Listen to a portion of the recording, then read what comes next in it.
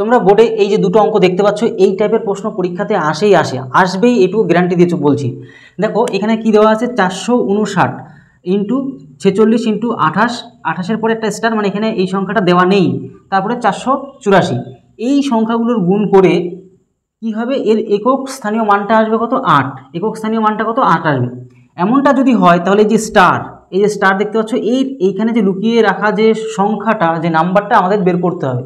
তাহলে কি করে পারবো, আমরা যেহেতু বলছি একক ঘরের মান মানে ইউনিট ডিজিট আমাদের যদি বের করতে হয়, তাহলে কি করতে হয়, যে একক ঘরের সংখ্যাগুলিকে আমরা কি করি, গুণ করি।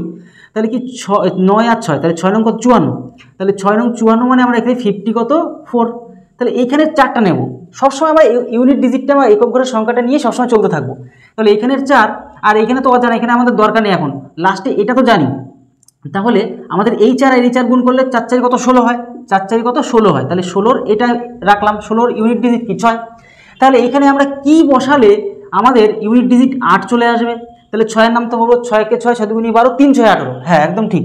তাহলে 6-এর সাথে যদি 3-এর গুণ করে ফেলি, মানে যেটা 3 মানে কি, এই যে স্টারের জায়গায় আমরা যদি 3 ইউজ করি, তবেই কত, 3 6 কত, 18।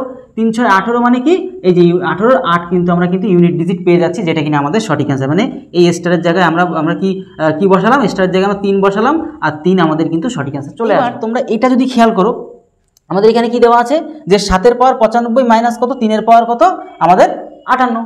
এর আমার একক স্থানের মানটা, কিন্তু এই প্রশ্নটা কিন্তু ম্যাক্সিমাম সবাই কিন্তু ভুল করে ফেলে। কি করে ভুল করে ফেলে, দেখো ব্যাপারটা কীরকম, যে আমরা দেখতে পাচ্ছি 7-এর পাওয়ার আমাদের 5, 7-এর পাওয়ার যাই থাকুক না কেন সেটাকে আমরা সবসময় 4 দিয়ে ভাগ করি। তাহলে 95, তাহলে 95-কে আমরা 4 দিয়ে যদি ভাগ করি, তাহলে আমরা কি পাবো, যে 2 বার দিলে 8 পাবো, এখানে 1 আসবে, 15 হবে, তার মানে হচ্ছে 3 4 কত, 12, 3 4 কত, 12 মানে এখানে শেষ ভাগশেষ 3। তাহলে 7-এর পাওয়ার তাহলে কি কত থেকে থাকছে, 3, কারণ ভাগশেষ যেটা থাকে 3 যেটা থাকবে সেটাই আমাদের 7-এর পাওয়ার হিসেবে ধরে নিই আমরা। এবার 7-কে 3 বার গুণ করা মানে কি, 7 গুণ 7 গুণ 7, 7 7 কত, 49, 4-এ 9, তাহলে 9-এর সাথে আবার এই 7-এর মানে কত, 7 নং 63, 63 ইউনিট ডিজিটটা সবসময় রাখবো, তাই না, 63-এর এই 3টাকে নিয়ে নিলাম আমরা। তাহলে এইটুকুর কাজ করে আমরা পেলাম কত, 3 পেলাম। মাইনাস কত আমাদের, মাইনাস কত, 3-এর পাওয়ার 58। তাহলে 3-এর পাওয়ারকেও আমরা কি করি, 4 দিয়ে ভাগ করি। তাহলে 58-কে যদি 58-কে যদি আমরা 4 দিয়ে ভাগ করি, তাহলে আমরা কি পাবো, এখান থেকে একবার দিলে 4 আসছে, এখান থেকে 1 18, 4 4 কত, 16। তাহলে ভাগশেষ কত, 2 পড়ে থাকছে। ভাগশেষ 2 পড়ে থাকার অর্থ 3-এর পাওয়ার 2, 3 তো 3-এর পাওয়ার কত, 2 পড়ে থাকবে। তাহলে 3-এর পাওয়ার 2 মানে কি, 3 2 বার গুণ 3 থেকে কত, 9। তাহলে মাইনাস কত, 9 পেলাম। কিন্তু আমরা এখানে অনেকেই ভুল করে ফেলে, এখানে মাইনাস করে ডাইরেক্ট কিন্তু 6 বসিয়ে দেয়, একদম সাথে সাথে কিন্তু ভুল হয়ে যাবে।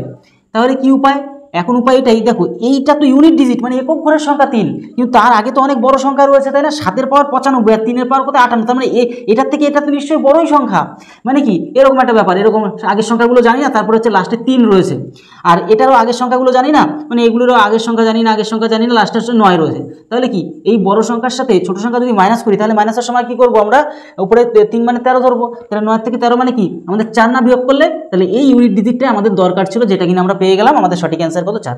এই অঙ্কটা কিন্তু অনেকে ম্যাক্সিমাম কিন্তু ভুল করে ফেলে, তাই তোমাদেরকে ভালো করে শিখিয়ে দিলাম, যাতে তোমাদের কোনো রকম যেন অসুবিধা না হয়। আর যদি পারো বন্ধুদের কাছেও ভিডিওটি শেয়ারও করতে পারো।